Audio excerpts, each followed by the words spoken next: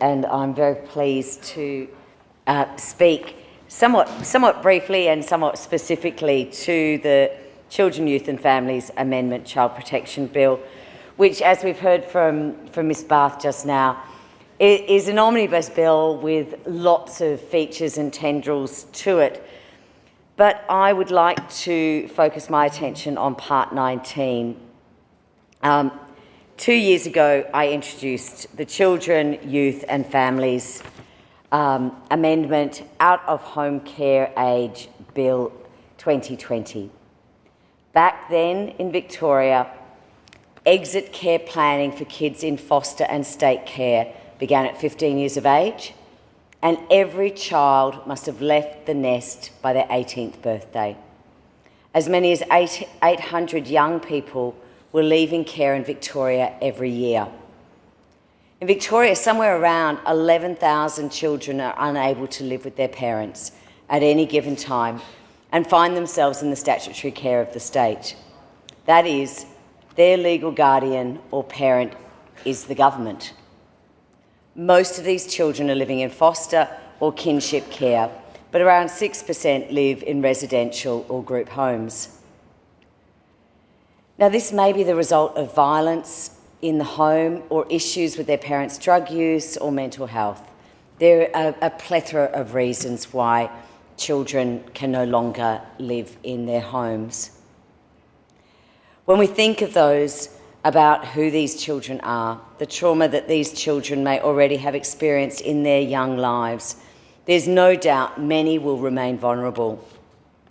While 85% of 18 to 21-year-olds in Australia are still living at home with one or both parents, and I know many of us would have experienced having adult children. It's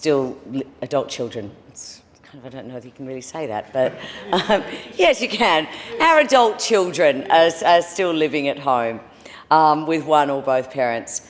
We were expecting until this bill, our vulnerable care leavers to fend for themselves at 18. It was quite simply a recipe for disaster, and the statistics have borne that out. Care and support, financial and emotional, is withdrawn by the state.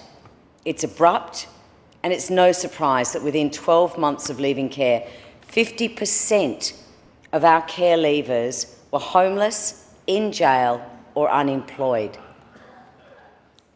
50%.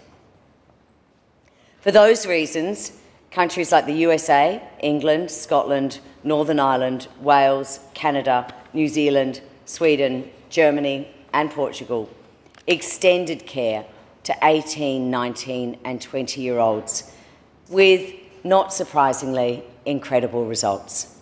And that's why I introduced a bill some time ago to do the same here in Victoria, because it simply stood to reason.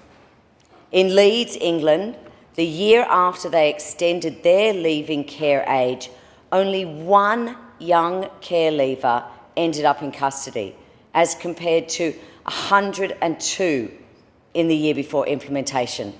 So it went from 100 kids ending up in custody to just one, just by this simple model.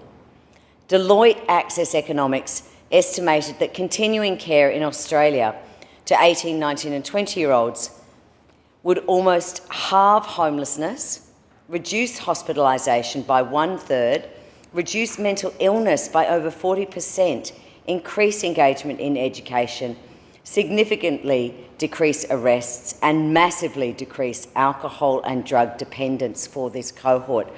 So this amendment, this bill, and this section 9, Part 19 of this bill is really a no-brainer and something that I'm pleased that we've got there, and I have to say I'm pleased that we were able to nudge in that direction. It's very good evidence-based policy. It's a platform of the Reason Party. It's why we brought the issue to this place. To the government's credit, they acted almost immediately to extend the homestretch program administratively in 2020. But legislating this change just guarantees that reform. Today, we see lasting legislative reform being locked into our statute. This will save and change lives.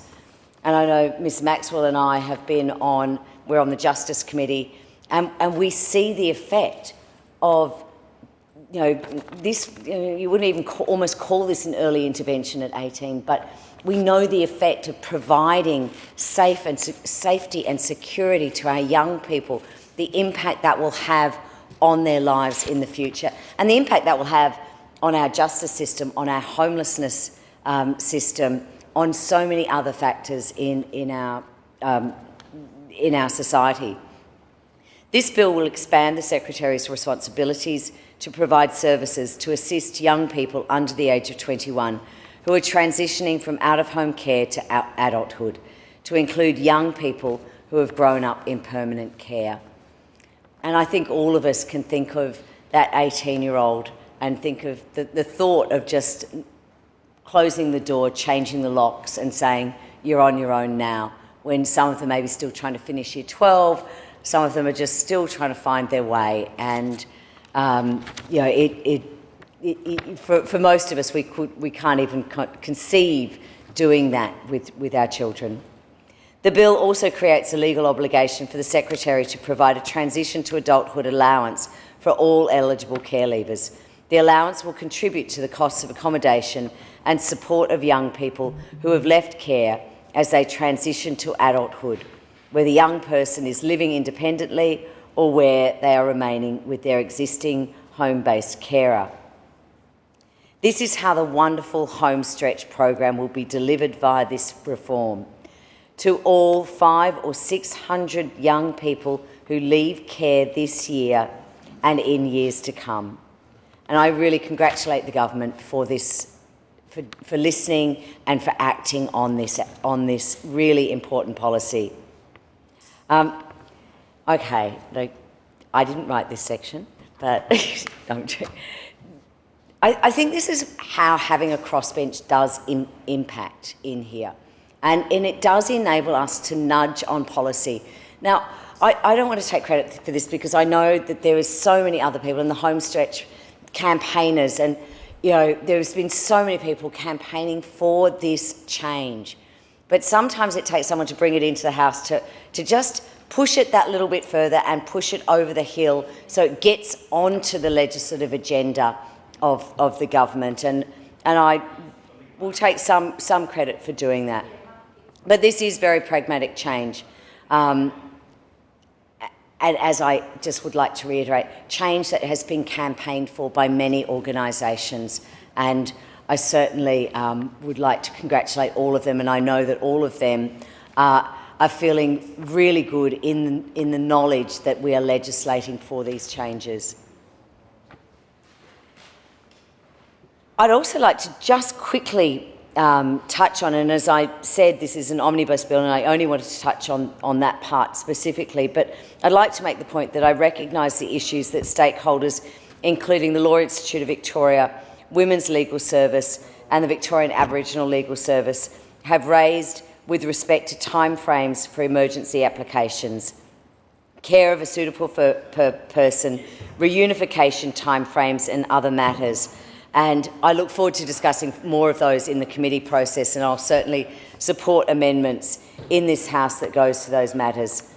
I think Ms Ratnam's out-of-scope amendments around increasing the age of criminal responsibility is an issue that I also am passionate about, and I will be very interested to see how we go in the committee process for that. It's certainly a Reason Party policy as well. Kids should be treated as kids, not criminalised before their young minds have even developed, not thrust into a criminal justice pathway that they cannot escape. And we know the younger a child enters into the criminal justice system, the more likely they are to stay in it. And one of the facts that a number of us on the Legal and Social Issues Committee heard was that 44% of the crimes are committed by 6% of people, and those 6%, almost all of them, started committing crimes or started hitting the justice system at around the age of 10. So increasing that age of criminal responsibility could have a dramatic impact on our crime stats, on our prisons, on our justice system. But to return to my principal point, I'm so glad to increase the care leaving age in this state, to give some of our most vulnerable Victorians a much better chance. And that's the reason I commend the bill to the House.